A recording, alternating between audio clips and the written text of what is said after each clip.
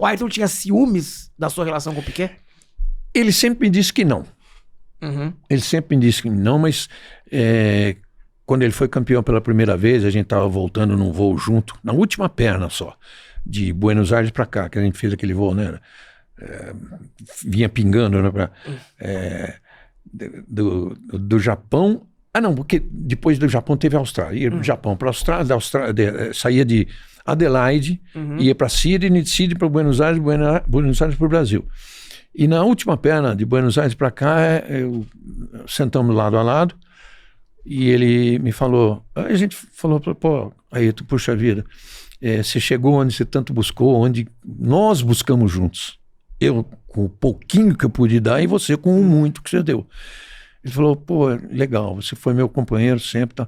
Pena que você passou a dar mais atenção pro Piquet do que a mim.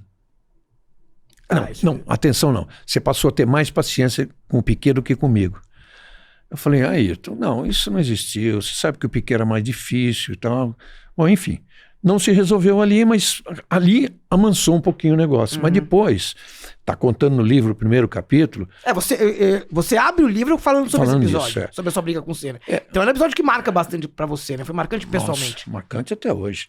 E isso cresceu muito, tanto que não foi o tema principal esse negócio com o Piquet. Não foi. Foi um dos, né? Que aí a cabeça do Ayrton foi minada por gente interessada nisso e tal, e que o afastou de mim. Nossa, falando em verdades absurdas. Você não tem ideia. Você não tem ideia de onde chegou. Até o ponto que em 1990, no Japão, ele resolveu que não ia falar comigo mesmo. Eu não sabia. Eu não sabia. Na viagem para o Japão, com os jornalistas brasileiros, o Galvão não estava no voo, o Galvão não foi nessa, um dos jornalistas soltou uma coisa assim, você tem certeza que o Ayrton vai falar com você? Alguma coisa assim. Eu falei, como assim? Né? Eu falei, pô, será? Você foi o último a saber, então, que ele não ia falar com você? Claro, o último a saber. Traída. O último a saber. Eu pensei assim, não é possível, porque o cara é profissional, ele vai saber que não está falando comigo, mas está falando com a torcida brasileira. Ainda assim... E com a emissora que você representa, que transmitiu o campeonato. Ainda assim, era um cinegrafista japonês que a gente alugava da Fuji TV, e o japonês, eu falei para ele assim, cara, deixa ligada a câmera, vamos nele com a câmera ligada, microfone ligado e câmera. E foi assim que foi feito. E eu botei o microfone para ele falar, ele falou, não, com você eu não falo.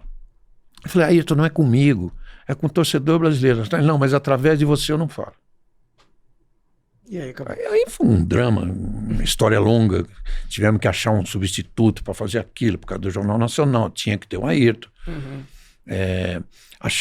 Pegamos um favor do Celso Tiberê, que era do O Globo, que estava lá. O Celso fez as entrevistas. Expliquei para um japonês, para o mesmo cinegrafista, para o mesmo japonês também. Falei para ele, olha, porque todo mundo tinha aquela regra de não dar muita publicidade. Eu expliquei para ele que no caso do Ayrton havia uma concessão especial, que era não cortar, fazia esse gesto, não cortar, fazer normal. Tá? O japonês entendeu o contrário, porque falava todo mundo na época no Japão falava assim, ainda mais em Suzuka, pouquíssimo inglês, pouquíssimo. Você ia comprar um negócio, era muito, um McDonald's era difícil você comprar, você tinha que mostrar na fotografia. Ele entendeu o contrário, e o Celso Tiberê fez a matéria e o cara cortou o Nacional.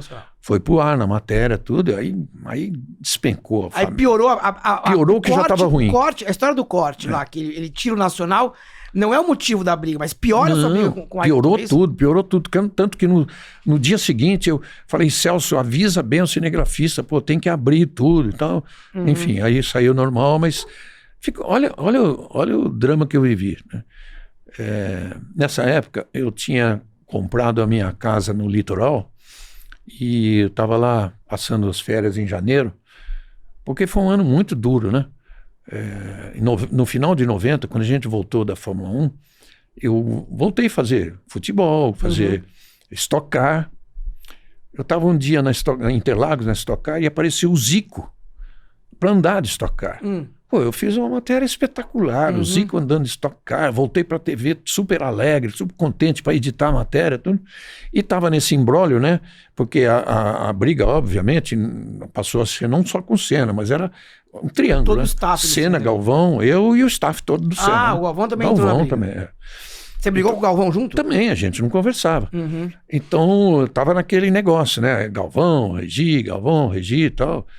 E eu voltei com essa matéria. Só que o Boni era o gênio da comunicação, o gênio de resolver as paradas, demais. Todo mundo indeciso no que fazer.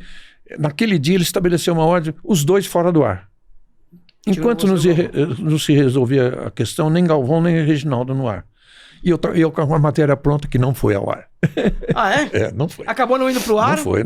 E aí, você resolveu? Eu cheguei na redação, tava a ordem lá. E como é que você resolveu a história? Porque vocês trabalharam muitos anos juntos, então como é que você resolveu a história com o Galvão? Aí foi bem complicado. No ano seguinte, o Galvão foi embora da Globo, né? Foi trabalhar lá num projeto lá em Curitiba, né? De fazer o esporte da CNT, lá. lá Acabou não dando muito certo, TNT, acabou não dando muito certo. Na despedida ele veio falar comigo, falou, poxa vida, que pena, a gente não vai trabalhar. A vida é assim, então... A briga entre vocês dois tirou o Galvão do ar. Então, a briga sua com o Galvão acabou fazendo com que o Galvão deixasse a Globo? De uma certa forma? Não, porque ele saiu do ar, né? Ele tinha uma proposta muito boa para ser diretor, fazer o que o Luciano do Valle fez na Band, né? Nos anos 80. E eu acho que, de repente, isso acelerou. Né? Tomou a decisão, fez com que ele deu o start, né? Aí ele saiu, foi lá trabalhar e eu fiquei assim, fora da Fórmula 1. Fora. Aí, na época, se planejou de eu fazer NBA, com algumas viagens, outros jogos faziam daqui, mas eu viajava, fazia repórter. Eu era repórter, né? Não ia comentar basquete, né? Já estava pronto uma viagem a Portland, que era a abertura da temporada.